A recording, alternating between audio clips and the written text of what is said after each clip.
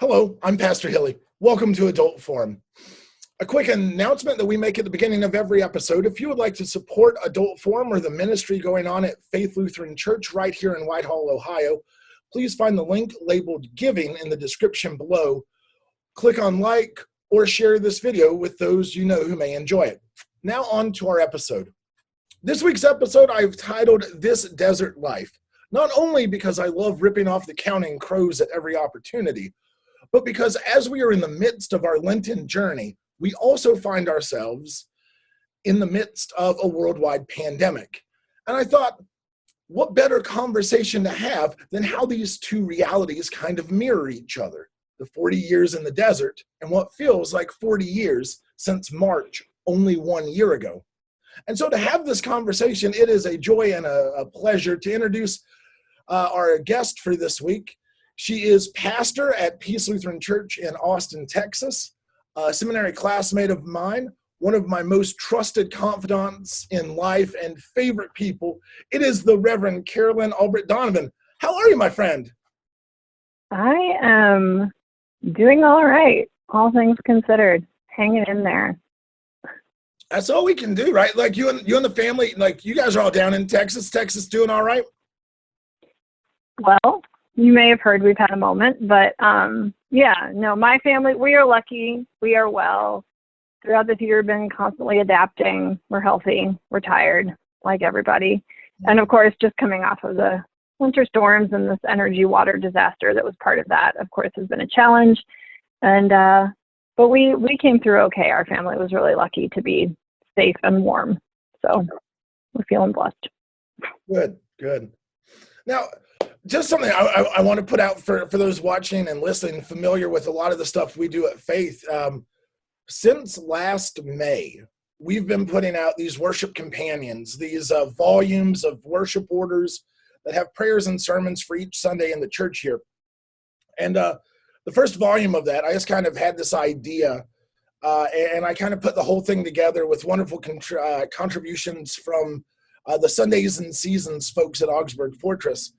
And then after that, I had the idea of making the project a lot bigger and getting a lot of voices on board. And thankfully, I'm very thankful, you have helped not only every step of the way, but you actually helped with that very, very, very first volume that looked like it was all my work. Because I had this crazy idea. And like I always do, if I have an idea, I'm like, let me go call the good Reverend and see what she says. And if she says it's a good idea, and it was you and our good friend, Pastor Dom Guido, I emailed the two of you, and you guys were like, this is a good idea. How can we be involved?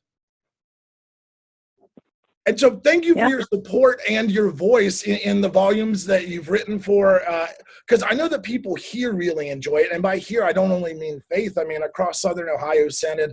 And I know that you use it down there in Texas as well. Yeah, no, we're really grateful. Get to this later probably, but our congregation is a pretty technologically savvy one, but we always knew there were a few people who were at risk of kind of falling through the cracks and feeling particularly disconnected because they couldn't join us in some of those online spaces, and having that worship companion has made a big difference in our folks knowing they're cared for and having ways to worship when they're on their own at home. So I've been really grateful for that. Have also passed it along to the Southwestern Texas Synod office so they can put it up on their resources page. So yeah, it's gotten around. It's been a valuable thing. Really important way to help folks stay connected and worshiping. And that's what we're here to do. I mean, that is what we are doing, every step of the way. For sure. All right. So as I said earlier, this week's episode titling it This Desert Life, and you and I are going to take a moment or a few moments to contemplate and frame, if you will, the COVID-19 pandemic that we are all in.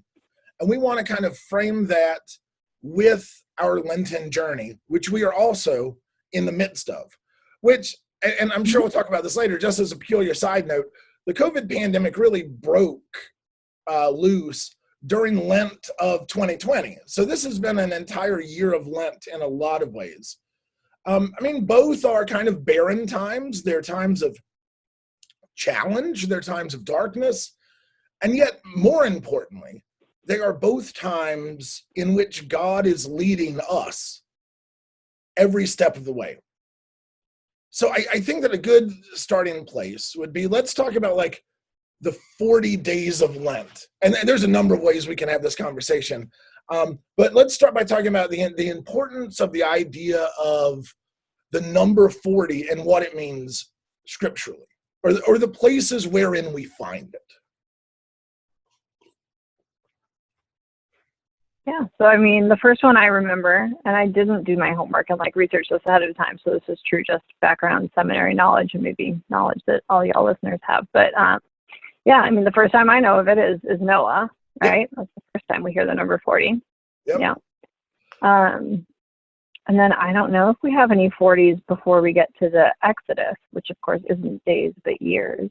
Right. You know what, I was researching this over the week, and I'm sure I learned it and I forgot it, and Esther Min would be really upset, or Ralph Klein would be really upset to say that. Yeah. But I hope our Old Testament professors don't watch this. That's right. Yeah. Yeah. Hopefully. It makes me lose sleep to think that I could, cause either one of those wonderful academics at Lutheran School of Theology in Chicago to shake their head in embarrassment. But it struck me just the other day that the Exodus happens, right? And then they get all the way really close to the promised land, and they send Caleb and Joshua as the two spies, or amongst the spies. They send these 12 spies out to survey the land, and 10 of the spies kind of give a false report, and only Caleb and Joshua give the appropriate report. And then kind of the Israelites are like, we don't know what we're going to do. And they kind of listen to the bad report. And then they have to wander an extra 40 years. And like, that is the punishment. Like the Exodus happens, and then they have to wander for 40 years. Which I'm sure I knew that at some point, but that just kind of blew my mind. And this is something I feel really foolish about.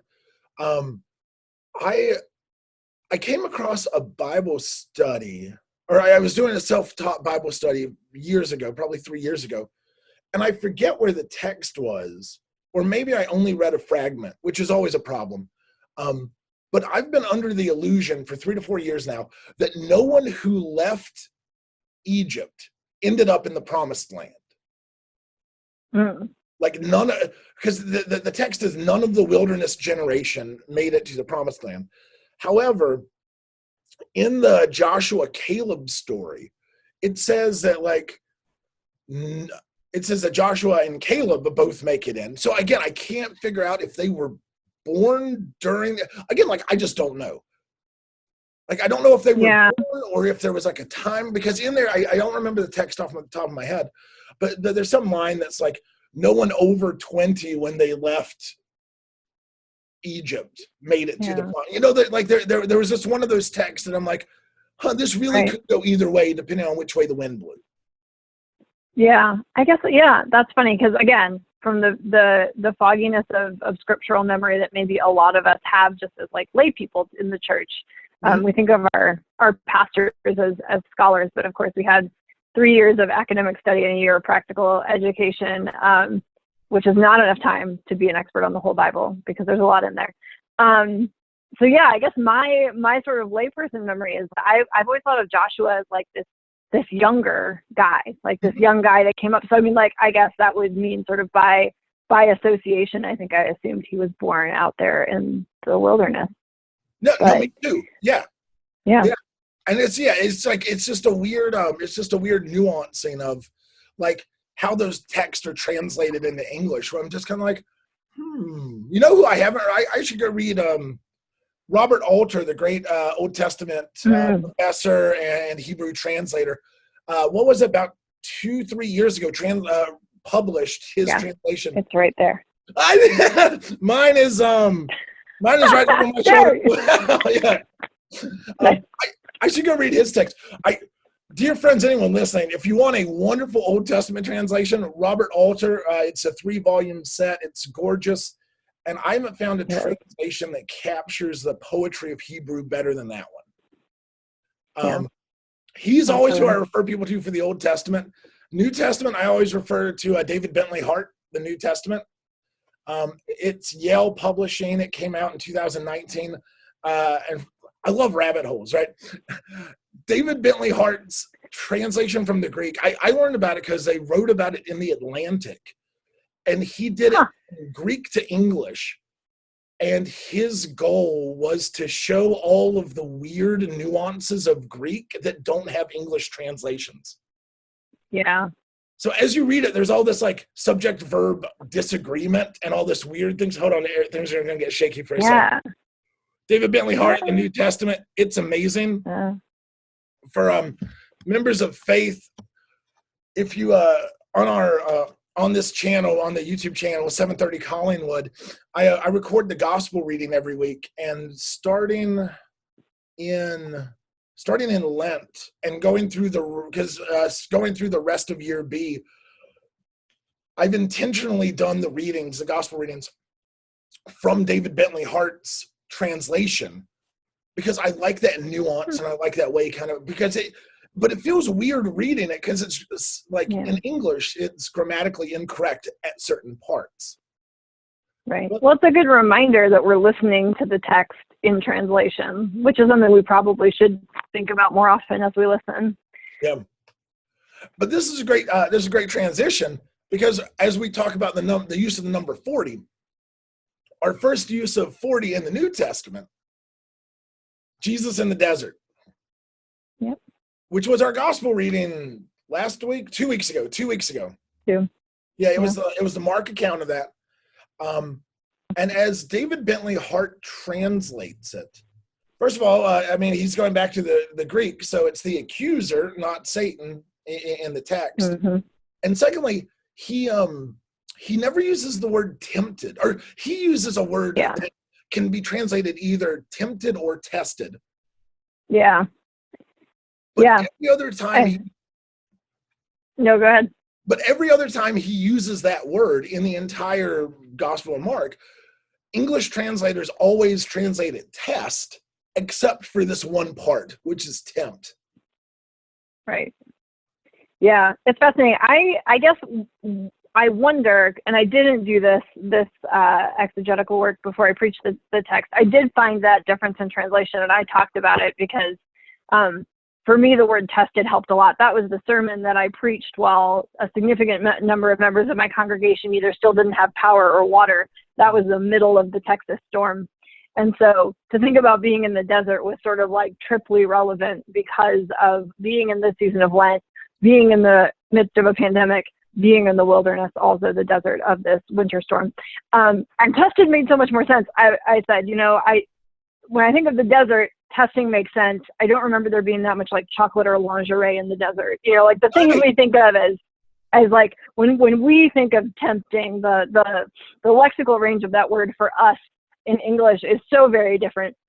So yeah, I found that really interesting. But it makes me wonder if other gospel accounts do use a word that is more unambiguous and leans toward temptation, and maybe that created a tendency in the translators to make to synchronize, to sort of harmonize the gospel accounts and translate it as tempted in the case of Mark to make it match the other gospel accounts. I don't know. This is something I should probably have looked up already, but maybe now I will. Yeah. No, but I think that's a really good idea. And again, to think about like how Mark uses it, because when Jesus is interacting with the Pharisees and the scribes, there's nothing that the Pharisees and the scribes have, to your chocolate comment, that can tempt Jesus. They are a challenge. They are a burden, For sure. Yeah. And so, I don't think that the accuser is there, tempting Jesus in any way. I think he's annoying him. I think he's stating challenges. Yeah. Well, and I guess, and as I think more about the other accounts of the temptation or test, the idea of the ones where we actually have the accuser speaking and talking about things like do this or do that, or I can give you this, then like it does feel like test and temptation could work. Like, you're so hungry, make this stone into bread. Aren't you tempted to eat something? But still, definitely in the midst of this particular Lent, this particular wilderness, this pandemic, desert, the word tested really struck me. And I felt that more true. Yeah, no, I agree with that. I agree with that wholeheartedly. My sermon that Sunday was very much anchored on one of like the two anchors of that sermon. Was one of them was what we're talking about now, the idea of like right now we're not really tempted by much, but we are tested by an awful lot, by an awful lot. So as we think about Jesus's testing in the wilderness for 40 days, or the 40 days of the flood, or the Exodus journey, and I don't think I've ever had this idea until I was writing up the show notes for our conversation. None of those people, the Israelites, Noah and his family, Jesus, knew how long those events were going to last. Like the rains come, the ark goes up, it's floating. And it's like, all right, it's going to happen until it happens, right? Like we are going, and I mean, maybe we could argue that the Israelites knew that the 40 years are going to be 40 years because of the punishment at hand after the whole spy thing. But the initial journey from Israel, or from Egypt to the promised land, they had no idea how long that was going to last. Jesus is cast out by the Spirit, meets the accuser, doesn't know how long he's going to be out there. And again, I think that in the midst of the current COVID pandemic and whatnot, that's, to me, a synergy that's really strong with our active mind frame. Mm-hmm. Even in light of that, or even with vaccines coming out, right? Because I think that with vaccines coming out and our leaders, statewide and national, trying to get those out in the most effective way to as many people as possible, there's still no technical finish line, technically, Yeah. I think we're closer to day 38 than we are to day like 3, but we have this unknown period of time. Yeah. I mean, you think about the way time is meted out in stories that we receive, or in accounts of things that have happened. So often the amount of time is only meaningful after the fact as a number. When you're in it, you're just in it, Yeah. Which is for sure where we have been and still are. I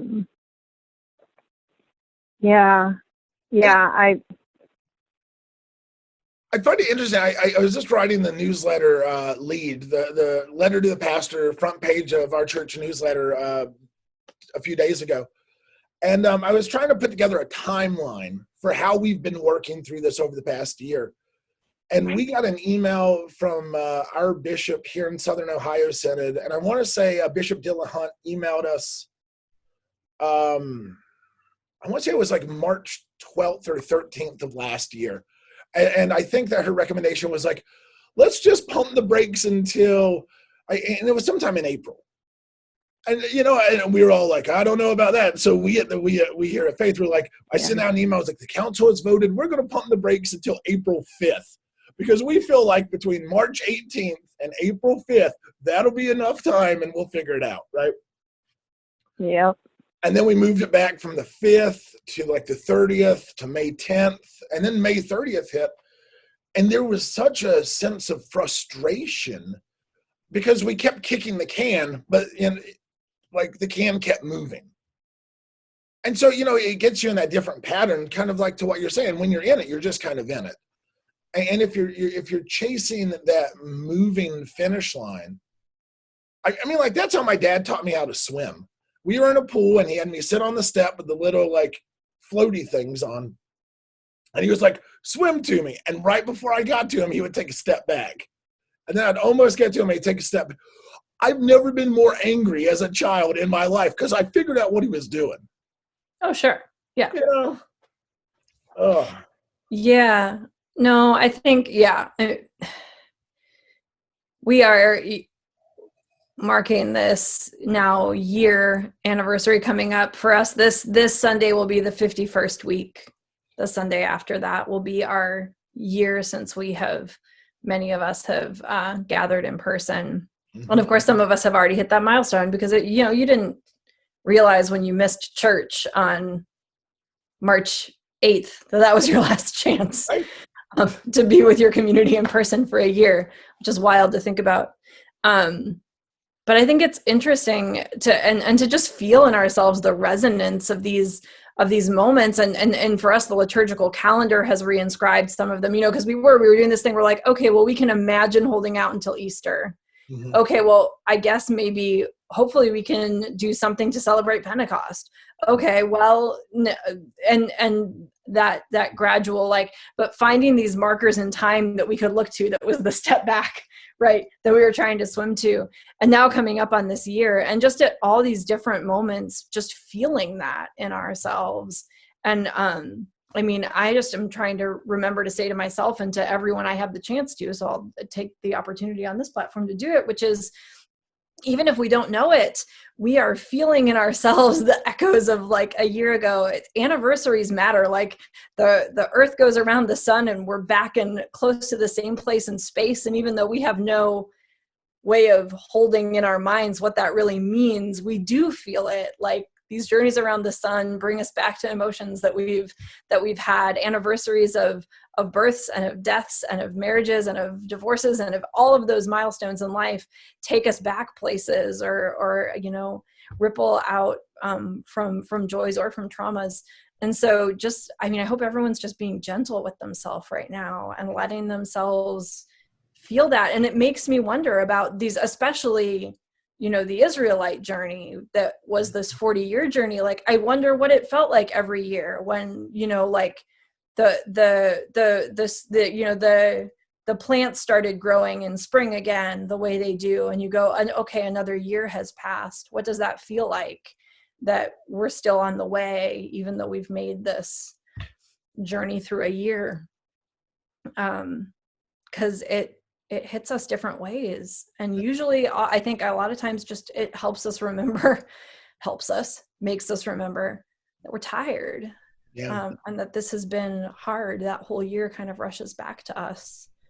And with every orbit around the sun, it's kind of the Israelite echo that we hear through history. Like, oh Lord, how long? Why are we out here? Like, when do we get to go back? Right? Because like that is the chorus of the Israelites throughout those 40 years. Wrestling. And again, I think you just hit the nail on the head in a really beautiful way. Like, every time you plant the harvest, you're reminded that it's another year, that you're still in this exodus, that you're still in this hinterland.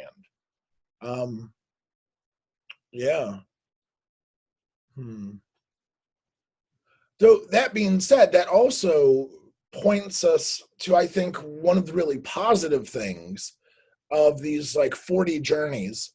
And that's, of the three that we've mentioned, whether it's Jesus in the desert, Noah on the ark, or the Israelites, none of those technically happen in isolation. But there's always more than one person there. The easiest is obviously the Israelites. They are a community who, this coined the phrase, right? The mass exodus, who left together. And they are there. So they get to mourn on those anniversaries and celebrate how far they've come. They get to remember one another's stories and share those things, albeit in different ways. As they are traveling with the tabernacle, and they continue to worship in different ways, where they're neither here nor there, but they're somewhere in the middle. And again, I think that that's highly reflexive of where we are now. We are in the midst of this journey. We are worshiping in different ways, and we still have the cradle of family that we find in our communities of faith, albeit during this time of Exodus, right? Or time of wandering, I should say. Yeah. Well, I think it's, I appreciate that kind of pointing to what the wilderness can feel like and who is with us there, especially because, I know my pastor colleagues have, been presented with the work of finding ways to to be community from a distance, but also to recognize that everyone's sort of closest circle of community can also be shaped so differently, right? So I know whenever I create a liturgy or a worship resource, or as I curate the liturgies that the church gives to us, but which weren't necessarily made with this particular moment in mind, that there are folks who are going to receive that in their home with the 3 people that they've been trapped with for 11 months, or who have kept them company for 11 months. And it feels like one of those 2 things, depending on the day, or, or with their, beloved furry 4-legged family member. And it's just them, or maybe just them. And thinking about how different the words of our worship and the actions of our worship can feel. And how do we name the truth of our connection and our end community and God's presence for each of those very specific experiences going through this journey? Some of us are more like Jesus, who have to think about the angels and spiritual presence and God's presence being with us because we don't have another human presence to help us stay connected.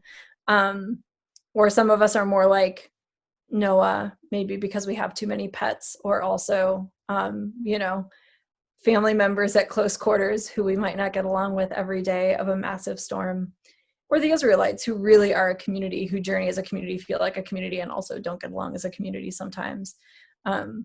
Those are kind of all great different shapes of wilderness wandering to think about. And each of them is, holy and particular.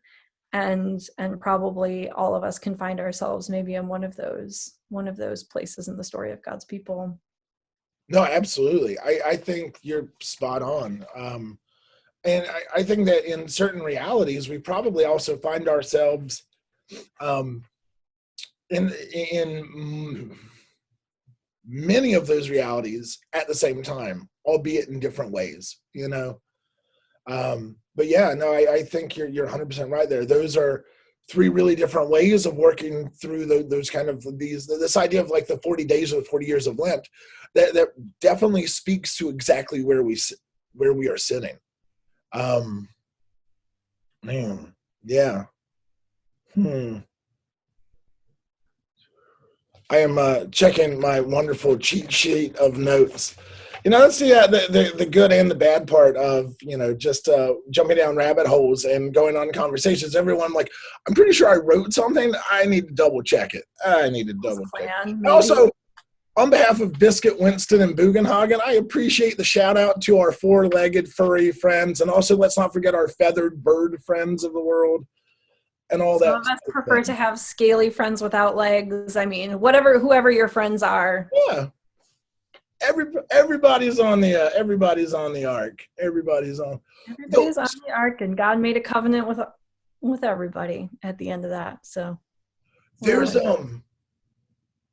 I was listening to I went deep diving on YouTube, and I was watching like weird videos of biblical translation, and there's some verse in the Old Testament, and man, I wish I wrote it down right now, but starting in the 70s or 80s in most English translations, the name of the animal was translated to unicorn.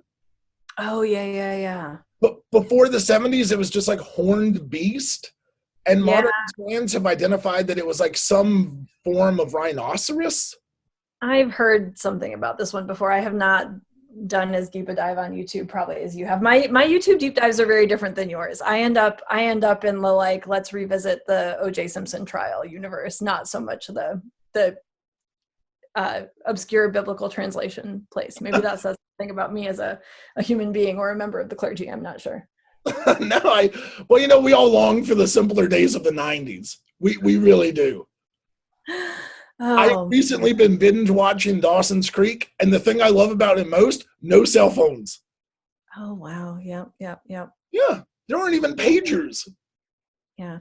Interestingly enough, O.J. Simpson trial, rich enough people in the mid-90s did have cell phones, and so therefore those play in the timeline of murder investigation, if that's the kind of thing you like to revisit in the midst of global catastrophes. So as we continue to go through this kind of global reality that we find ourselves in the midst of, I talk to a lot of pastors. You talk to a lot of pastors. It's par for the course of what we do. Like, what are kind of the general feelings of the circles that you're running in? Yeah.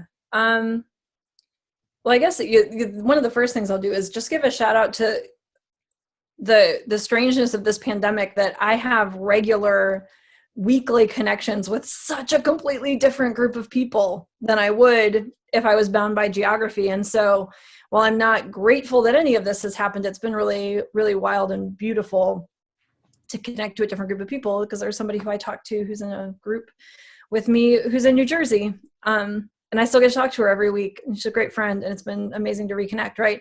And things like that.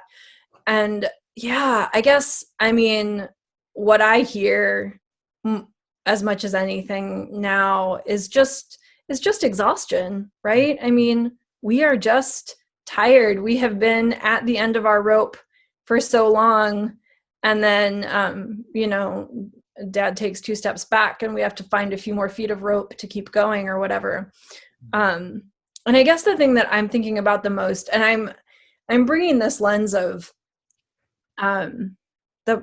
trauma and processing trauma to everything I see right now, because we've, and I can talk about this later too, but we were really lucky in our congregation to benefit from a Lilly Endowment grant that brought a young adult into connection with our community to help lead us and help us think about the reality of young adults who by and large are not connected to the church, just overwhelmingly in our culture right now.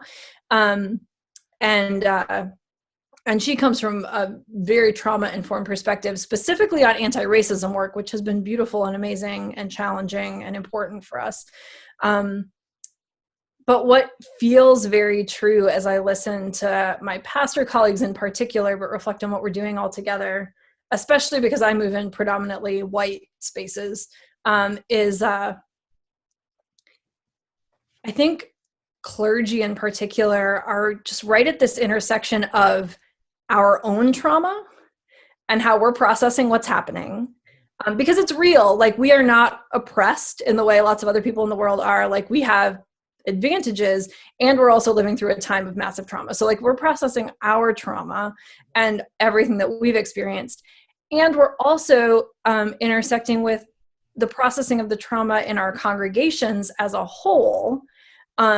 And one of the things I think that we are well positioned to see and experience is that, again, especially those of us in overwhelmingly white spaces, we do not have a robust skill set for processing trauma. Yeah. We have not developed that kind of resilience and self-knowledge. And so we're not doing a great job right now, because how could we? Because we haven't had to learn. Like, I say that with a lot of compassion and grace. We're not doing a great job. And of course we aren't, because we haven't learned this. But when I see some of the really painful things my colleagues are experiencing, because there's stuff happening in church life that's very conflicted and tense and difficult, and people are angry or frustrated, or like, what I see when I look at that with a really wide view is we are all like going through so much trauma, and so many of us just don't even know that it's really happening to us. Or if we do know what's happening to us, we don't know what to do about it or how to flow through it.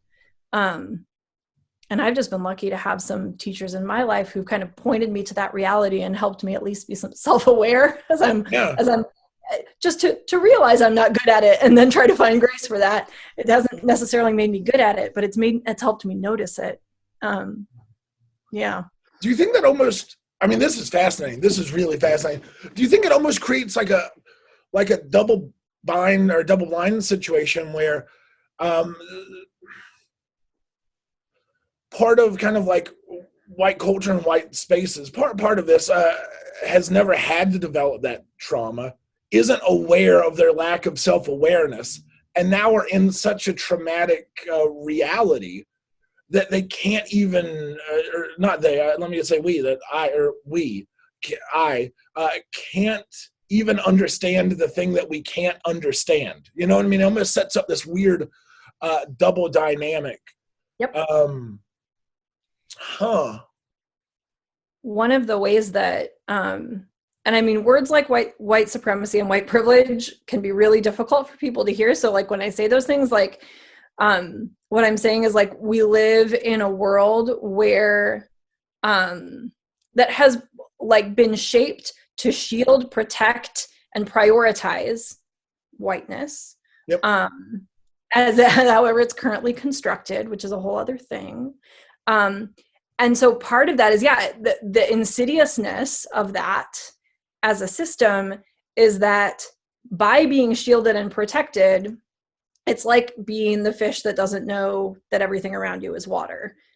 The system was made to shield you from having to be aware that the system protects you, because if we can see, and by you I mean we and I, if we can see clearly the truth of the fact that that system is protecting me at the expense of others, well, then I might think I should change it, because then I've got this cognitive dissonance in my values, and the system wants to protect itself and perpetuate itself enough that it's gonna not only protect me, but it's gonna try to keep me from seeing how much it is that I'm being protected at the expense of others.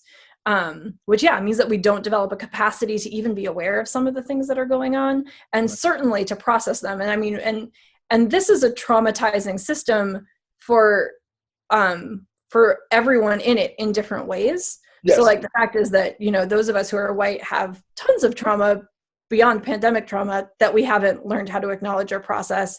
It's just that the system has kept putting these cushions around us so that when we bump into something sharp, we don't feel it. But it doesn't mean it's not there. So yeah, it's been really eye-opening for me. And again, I'm a brand new doe-eyed fresh baby learning how to even understand some of these things for myself, and at the wisdom of some great teachers. And I'll give a shout out specifically to my friend Fatima Mann, who's been the one who has been walking with my congregation and helping us find language for some of these things, which hopefully then lets us be part of shifting the way the world is. But yeah, I think one of the things this pandemic presents us is a mirror to see how we aren't resilient enough to confront these kind of difficult things. And part of that is actually a side effect of the way our whole society is built. But it should, on the other side of that coin, help us gain clarity about what trauma does to people. Because this is a trauma that was so big that like white supremacy couldn't protect us from it. Right. Yeah. And what that should do is snap us awake. Yeah. And help us be able to see around us all of the ways that trauma is perpetually inscribed in the lives of so many folks, and hopefully should give us an appetite to make the world much less that way, beyond just the reality of this pandemic, and for the sake of all God's children all the time. Right.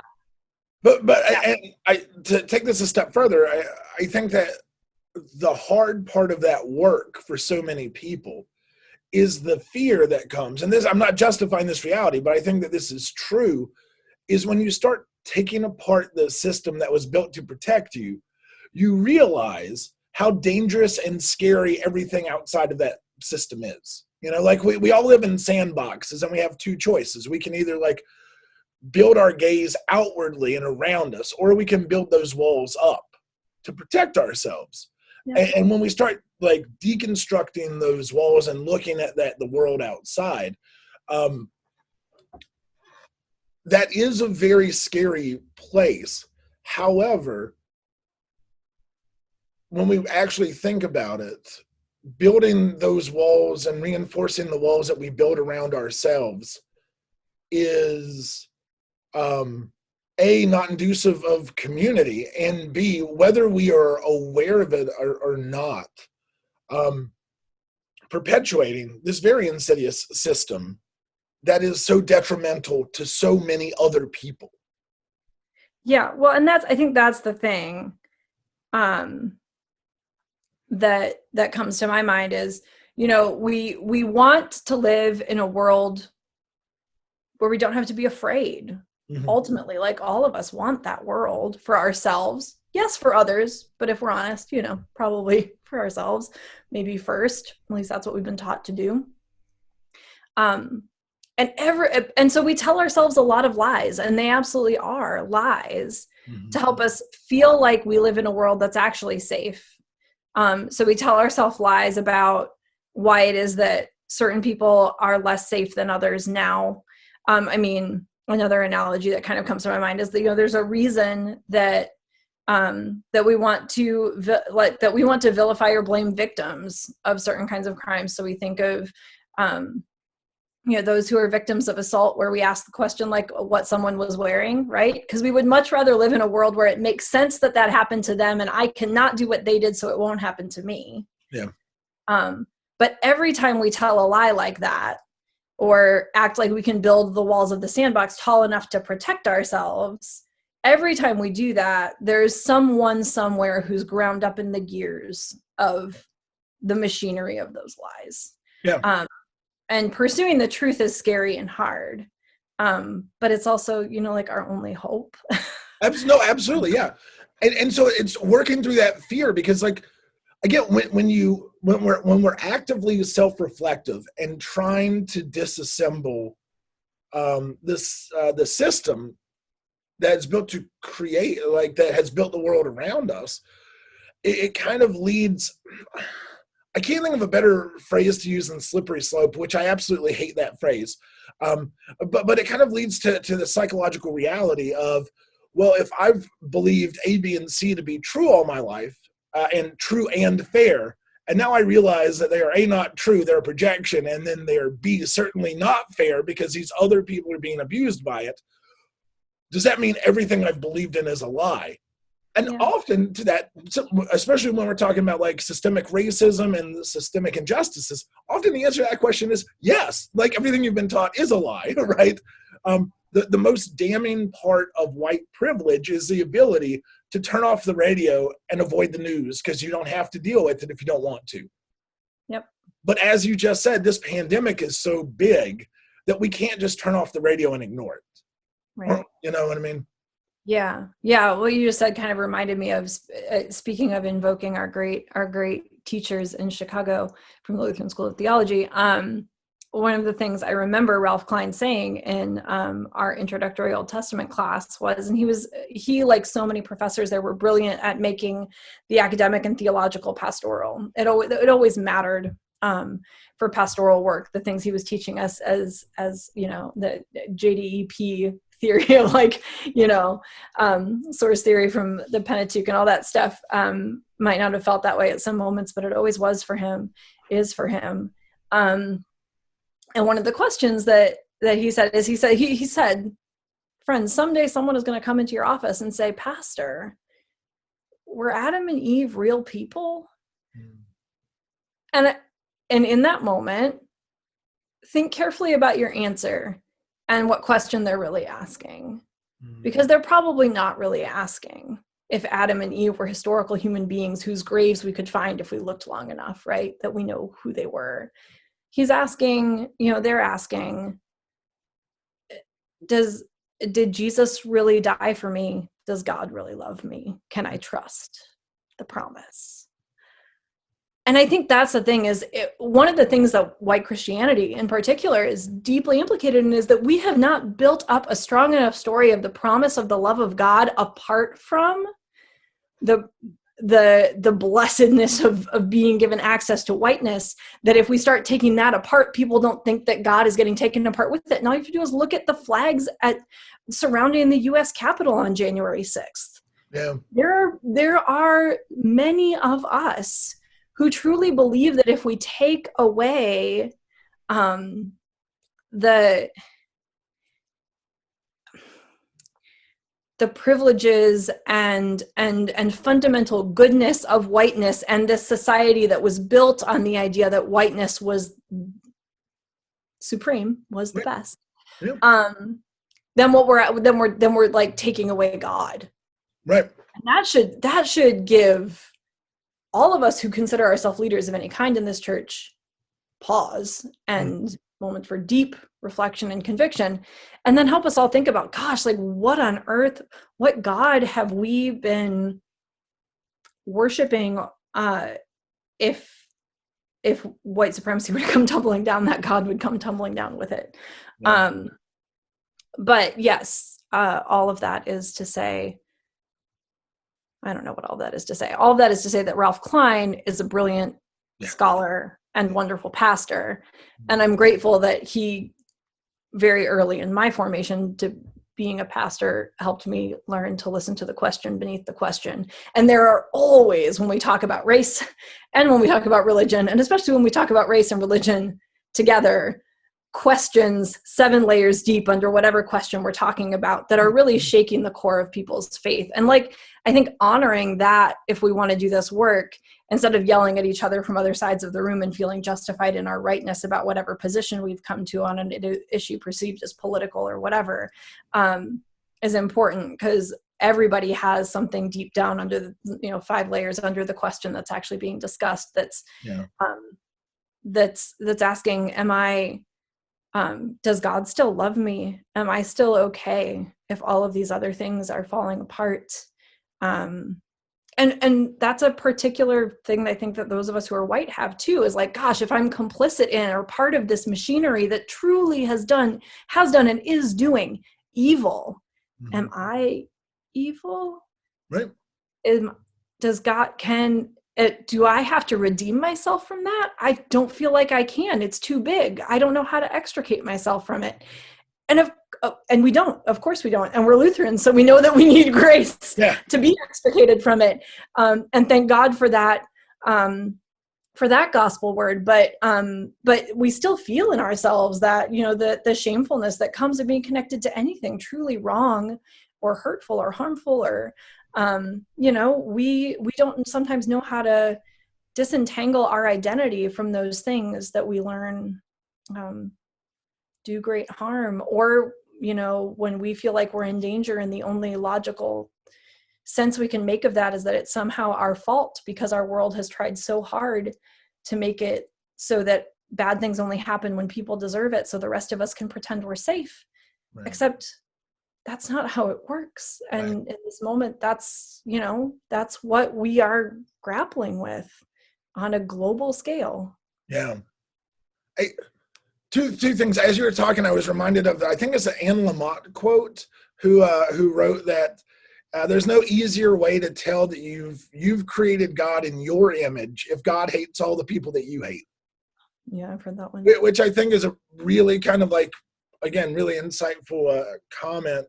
And the other part is, I think that when you look at Western Christianity, and especially what Western Christianity looks like in America, and you dovetail that into just kind of the American ethos, the core to white America's reality is this kind of elitism superiority, right? And this is, I think, exactly what you're talking about. Like, we have to be the best at everything.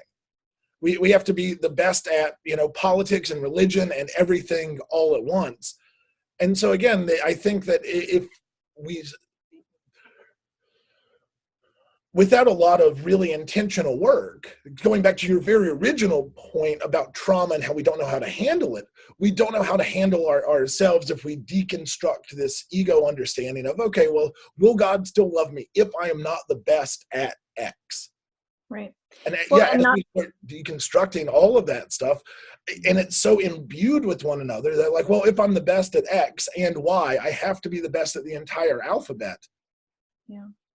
Well, and not only that, I mean, like this worldview has so much fallout, right? Because like, think of those of us as we age, who no longer can be as good as we were at X thing, or as productive a member of X group, or, like we can't do what we want to do, or the things that we attached our value to as human beings. And so then there's the wilderness of aging and that desert, and what it's like to try to remake sense of limitations in that way. We just get ourselves so far away from the blessedness and belovedness that we have as children of God. and we feel like if we can't do the most, or be productive and valuable, that somehow, that becomes an existential crisis for us. And and that really is a product of white supremacy in a lot of real ways. I'm not saying that there may be other cultures that wrestle with a version of that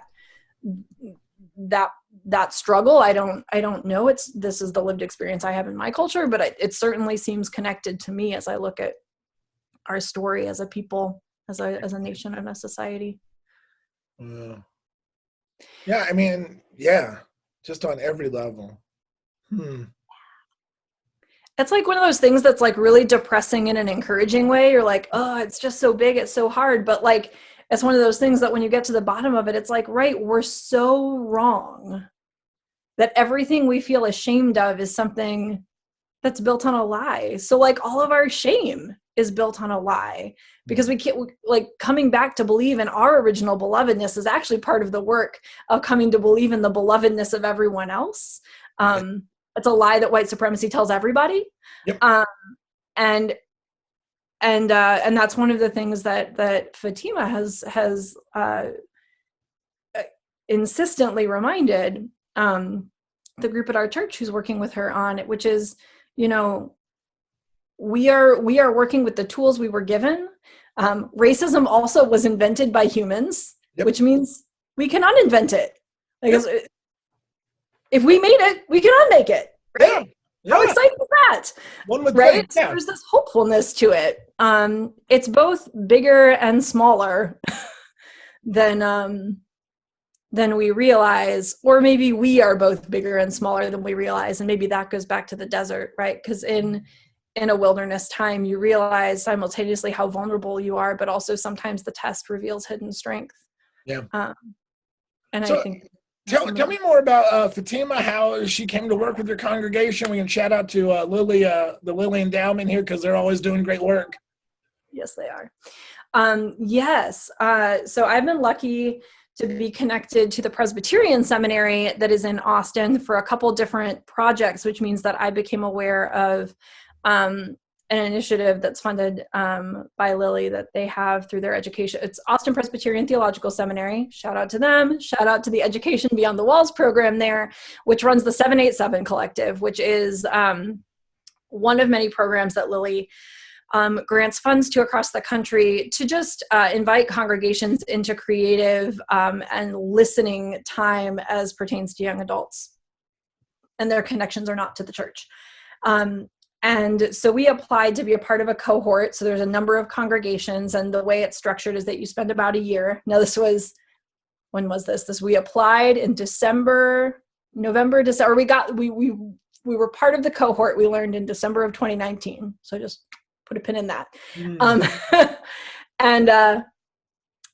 And every congregation that's part of the cohort has a young adult community builder, is the title, that comes alongside them and works with them on projects. And because of the Lily money, they're stipended so that they're actually being compensated for doing their work, but also helping congregations explore areas of the world and ministry and their communities that they might otherwise not. And so we applied, and I already knew, not really well, but I knew Fatima because she is a community organizer who has done amazing things in Austin, Texas, including advocacy to help pass the Sandra Bland Act through the Texas legislature. She was someone who, when Sandra Bland died in Waller County Jail in July of 2015, she was very present in advocating for her, saying her name, telling her story. And I also was, much like the Spirit kicked Jesus into the wilderness, or threw him into the wilderness, if we read Mark that way, I very much, by the grace of the Holy Spirit's drop kick, ended up in connection with people who were in that movement, and it really transformed me. So I met her in that context. And so the group proposed her as the partner with our congregation, which they couldn't finish their sentence before I said yes, because I was so excited at the prospect of being able to work with her in ministry. And so, yeah, we began with an entirely different plan, because 4 months in, Yeah. The world was reconfigured for us. And so what she has done is she spent time getting to know the congregation, and then has met every few weeks with a cohort of folks who want to work on understanding white privilege and what it looks like to leverage. The title of the group is Leveraging White Privilege in Spiritual Community. The idea that this privilege, these advantages we have, are things that we should use. And then how do we use that, especially in the context of spiritual communities? And so she's met with us every few weeks, and we have met in between times on our own space to process learning. And she's been having us do this incredibly challenging project called writing a Dear Fellow White People letter, which is a way of being invited to sort of like conceptualize and verbalize our own journeys of kind of realization. And then what do we really want to talk about with our fellow white folks about what the journey has meant to us, and what we feel like is the work we're called into. And yeah, so that's been a couple months that we've been meeting with her, and it's been really transformative and really amazing how resonant the things that get discussed in that space kind of reverberate out into our whole pandemic lives. Because again, all of this is about trauma and healing and finding our values and true community and living into that. It's about resilience. And it's just all relevant all the time. It just continually blows me away. Huh. Wow. Are there any resources with everything you've talked about between the Presbyterian Church you're working with, the work you're doing with Fatima, and even stuff with Lily, that we could put in the description below for people who may be trying to find just resources or figure out ways to start those conversations or start those personal reflections? Yeah. So on the one hand, I'm always reticent to recommend to those of us who are white folks that we read a book and talk about it together, because that's a little bit farther away from action. And we always think that we have to learn more before we can do something. And that's actually white supremacy at work, friends. And the fact that we prioritize printed word so much, like if it's in a book, it's more real. And what I would actually recommend is look around and listen and see who you know in your circles, who the Black activists and leaders and writers are who are close to you in your area, and follow them on social media and pay attention to what they're talking about and share their words and reflect on their words, and don't necessarily jump into a conversation. If you're not already deeply involved in the work that they're doing, listen a lot. Yeah. And reflect a lot and read the comments, even though sometimes that's difficult. Read the comments and and learn from those conversations too, even from the ones that are like the ones you don't agree with.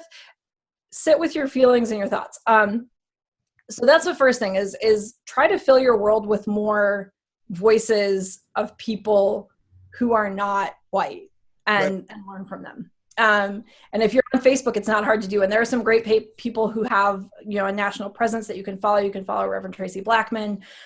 You can follow, I'm going to lose names. You can follow Fatima if you like, Fatima Barefoot Empress Man on Facebook and Instagram. Who else are I will send you a list of the folks that I follow and tend to notice on a daily basis. And then if you are in a group of people that wants to start discussing this, our group did start through a book, and there are a few that I think are great. I'll highlight 3 in particular.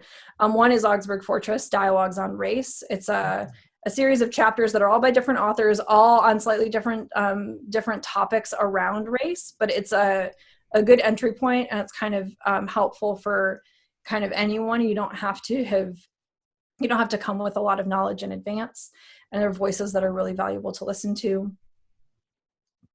The other good book for starting out is So You Want to Talk About Race by Ijeoma Oluo, which is really well known as a New York Times bestseller. She writes very short chapters that are kind of like those topics that come up perennially over and over again. Why can't I touch your hair? There's reasons. Read this chapter. And various versions of the racial microaggressions that come up exhaustingly often in the lives of people of color.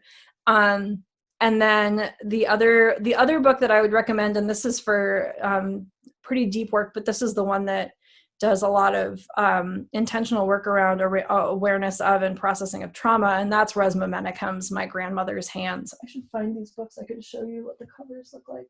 I can remember where they are in my stacks. Right, y'all.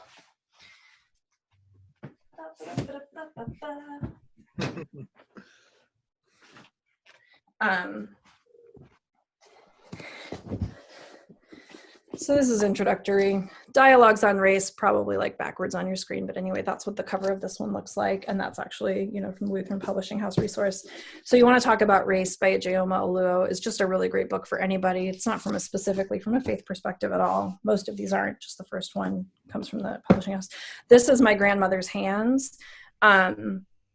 This one invites you to do things while you read, to actually do these practices that help us process trauma.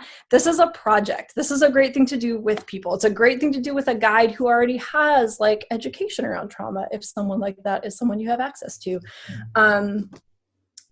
But if you're going to read this, I'm just going to say, it's not just reading. Do the things in the book.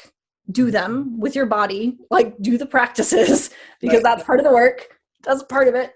And then this is just another one. If you want to just learn things, if you don't know, Stamped from the Beginning. This is a monster. It's a really big book, but it's a very exhaustive and brilliant history of how racist ideas came to shape the United States by Ibram X. Kendi, Stamped from the Beginning.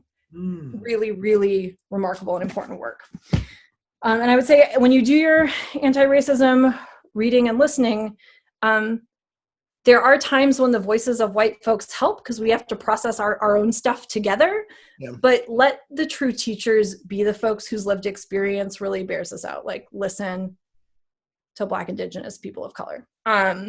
Please do that. And if you ever find yourself in the position of needing to ask for help or more learning, and you want to ask that of a person of color, make sure you either already have a relationship with that person, and even if you already have a relationship with that person, recognize that folks have been doing unpaid labor for white people for a really long time. And emotional labor and teaching are real labor. So compensate people who are your teachers and helpers. We are not entitled to unpaid labor. And so, in fact, find ways to move resources into those communities. And if you can, Google it or go to a fellow white person, ask them first what they know and process your question in a different space if you can, before you ask for emotional labor of people of color. So those are some books. There's some good podcasts, Code Switch, Yo, Is This Racist? Some of these have like swears and stuff in them. You have to have a certain angle, be willing to deal with that. But there's Nice White Parents came out a while ago. That's a really specific thematic one, but a lot of issues get unpacked in that. There's so much. Oh my goodness. But the internet is amazing. And if you're on social media, you can make your social media feed something other than a place where people have annoying political arguments and just show pictures of their pets. We love our pet pictures. It is valuable to stay in conversation and relationship with people who have different ideas than us. But there are people who have public presence on social media who you can get into your feed by following them, and you will learn something every day. Yep. And I have all manner of issues with Facebook, but my feed is full of people who I otherwise wouldn't get to learn from, who are already putting things into the world that I can grow from encountering. So those are things that off the top of my head have helped me a lot. And again, not everything is right for everybody. Those are things that have helped me. Oh, and one thing that I do recommend reading that is not by a person of color is Elle Dowd's book, which is coming out in August. She is a candidate for ordination in the ELCA, recent graduate of the Lutheran School of Theology at Chicago. She has a book coming out called Baptized in Tear Gas, From White Moderate to Abolitionist. And it is essentially a much longer form version of the Dear White People letters that my people and I are trying to write. She is telling her story of being in Ferguson after Mike Brown was murdered and how that transformed her. And I recommend that because sometimes it's really valuable to hear someone else's journey of conversion. And because I know that she is making sure all of the proceeds of that book go back to Black organizers and folks and activists. And that's a commitment that she has made really publicly as part of that work. So this is different than some of the white folks who write about race and racism and tend to get a lot of personal benefit from that. Yeah. That is kind of, it's uncomfortable to sometimes. When you send me a list of resources, can you include all those books, and I'll make sure that those are all in the description below. I think that would be a great resource for just anybody listening or watching. I will sure try. Sorry, that was a very long answer to what you might have thought was a short question, and so I apologize for going on. But no, that's great. Well, one of the things that reminds me of, looking back at the show notes, is one of my questions for you, as I was trying to tie it into the Israelites. I go, the Israelites, when they were in their Exodus, they were fed by quail and manna translates to what is it, right? And so over the past year, to say, okay, what is it that's feeding us or that allows us to feed other people? And so my question is like, all right, so what is it that you're doing? And it sounds like a lot of this work that you are doing with Fatima and with the people there at Peace just sounds life-giving and challenging in really beautiful ways in the midst of a pandemic, which is the church continuing to do what the church does. Very much like the Israelites, even though we may not be in the temple, we're still on this journey together, and we're still doing these things.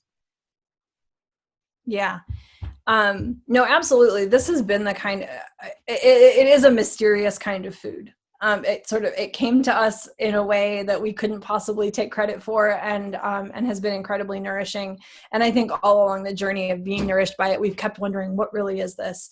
And it is a gift from God and from siblings in Christ who we've been lucky to be in relationship with. And yeah, it's definitely one of the things that has been a gift in the wilderness that this has been. So what else are you guys doing at Peace? Like, what other awesome things, or what other ways are people getting fed other than this amazing program? We have to be doing.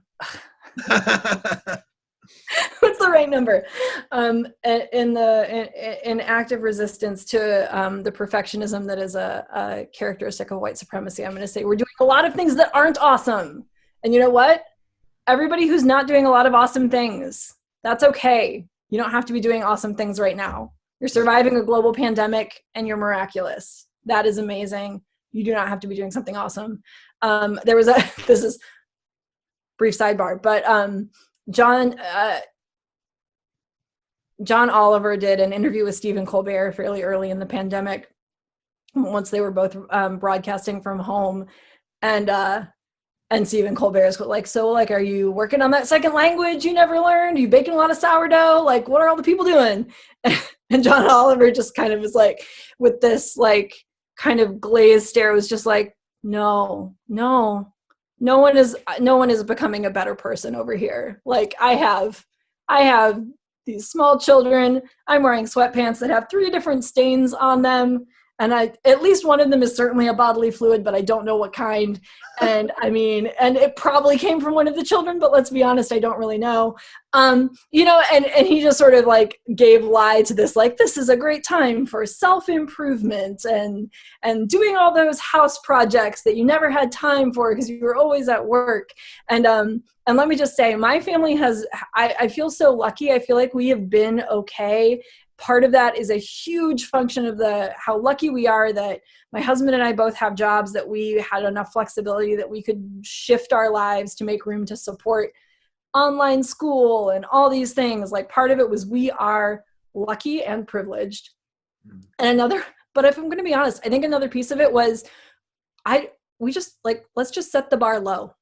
Right. Set the bar low. There are dishes in the sink. There is dust everywhere. My carpet is disgusting. Sometimes lunch is fruit and whipped cream because that's what my first grader likes, and whatever. And a lot of meals are hot dogs and macaroni out of a box. And, and we're just, we're doing our best and then calling it success because of the world that we're in right now. So I just want to first of all say, everybody who's there, I am there with you. We are comrades in arms, and you are okay. You're great. As for what's going on at Peace, there are a couple of things that really fill my heart. We had some things that were going on before the pandemic that, God darn it, we found ways to keep doing things and making progress on real mission stuff. So the 787 Collective thing found a way to move online, even though it wasn't the first idea we had about how we would connect.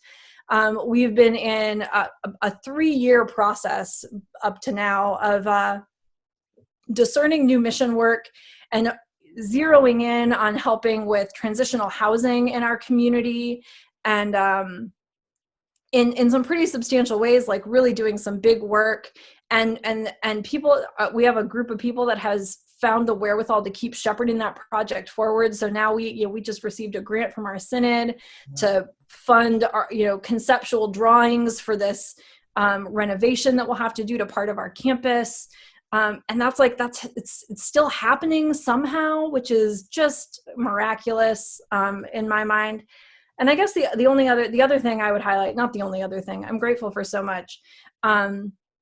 Another place where we are lucky and privileged is that a very significant percentage of our congregation, as I mentioned before, is pretty tech savvy, which means a lot of things from worship to small groups could move online relatively quickly. And I'm going to also say and give a shout out to everybody in my community and every community out there who did not think of themselves as somebody who understood technology and who has just climbed the steepest of learning curves to stay connected, because you've all done amazing things. Yeah. And you should know that about yourselves, and you should give yourselves credit for that. And I'm so grateful for everyone in my community that has really borne through hours and hours of frustration of figuring out how a technology worked so they could connect to their community online, all with a great deal of compassion and attention to those for whom that wasn't ever a hill they were going to climb. And hopefully we found other ways to connect. And so in that, one of the things I have been so grateful for is we're very lucky. I think I'll give us some credit for being discerning, but I feel like it was also a lot of luck that worship for us has always been something that has been very communally led. We are not a community that wants to have worship where just the pastor and a paid staff musician are the primary leaders of worship. I'm not critiquing that for where that works, but lots of people want to be leaders at Peace Lutheran in Austin, and they are.